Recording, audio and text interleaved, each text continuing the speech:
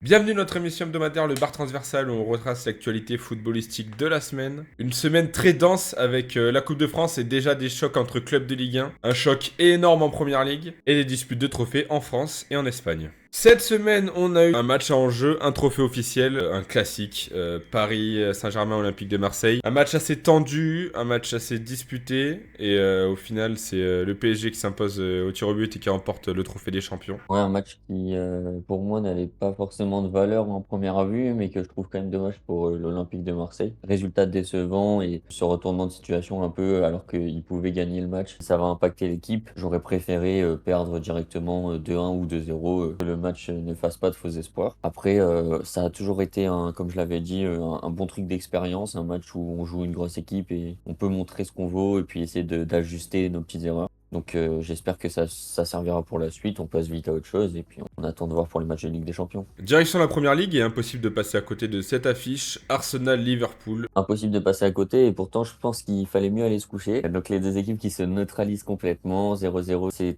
dommage pour Arsenal parce que ça pouvait encore plus creuser les scores quand on sait que les derniers résultats de City étaient compliqués. Mais Liverpool arrive à tenir cet Arsenal. Liverpool qui a quand même montré un plus beau visage que les mois précédents. Donc gros choc de Première Ligue qui reste néanmoins ennuyant à regarder, quoi. Place maintenant à la FA Cup et à la magie de la coupe. Macclesfield qui renverse Crystal Palace dans un match complètement fou. En France, c'est l'équivalent d'une Régionale 1 qui renverse, du coup en France serait l'équivalent d'une Ligue 1, donc qui renverse une Première Ligue. Voilà, c'est la magie de la coupe, hein, les petits qui renversent les plus gros, c'est exceptionnel. On a vu l'ambiance, l'engouement dans ce stade et les supporters se jeter, courir sur la pelouse et être fous de joie parce que c'est assez exceptionnel d'éliminer un club aussi haut par rapport au club qu'on est, quoi. Ouais, je trouve ça encore plus impressionnant parce qu'on sait que en Angleterre, les clubs professionnels, il y a énormément de ligues où les clubs sont professionnels. La différence de budget est encore plus importante, je pense. Donc là, vraiment, gros braquage de la part de cette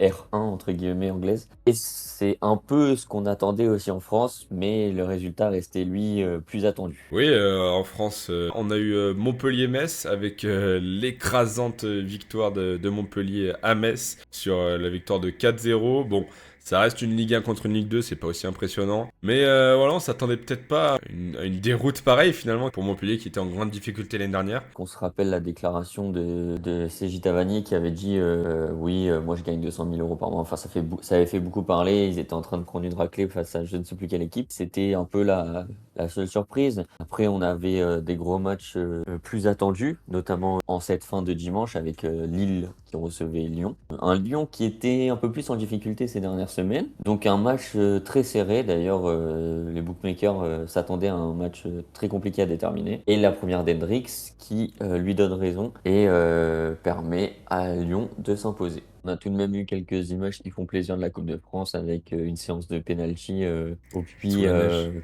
voilà, contre Reims sous la neige où les arbitres ne trouvaient plus le point de penalty.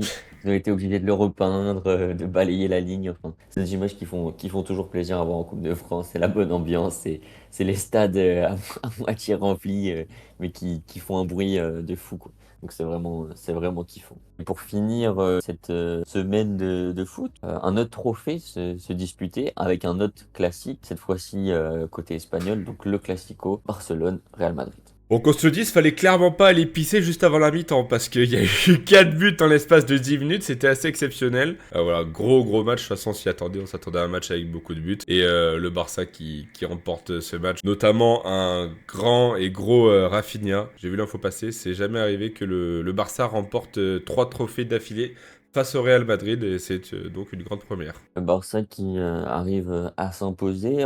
Alors, en première mi-temps, ils ont été un peu disputés. En deuxième, ça a été plus de leur côté. Mais on va dire que la qualité technique du Barça semble quand même supérieure à celle du Real sur ces dernières années. Les matchs nous réservent toujours plutôt pas mal de buts car je pense que le point faible du Barça reste son aspect défensif. En fin de compte, le Barça qui gagne sur un but chanceux Beaucoup entre de guillemets chance. parce que Ferran Torres veut la rattraper, il l'a pas. Rafinha la récupère derrière, il frappe, elle est contrée. Enfin voilà. Et dommage que le Real manque de précision à la toute fin parce qu'il pouvait égaliser au score et partir en prolongation avec ce rouge qu'avait pris Frenkie de Jong qui aurait pu changer grandement le résultat du match. Bien sûr, on n'oublie pas la CAN, mais on vous réserve une spéciale. On vous dit bonne semaine et à la semaine À la prochaine. semaine prochaine.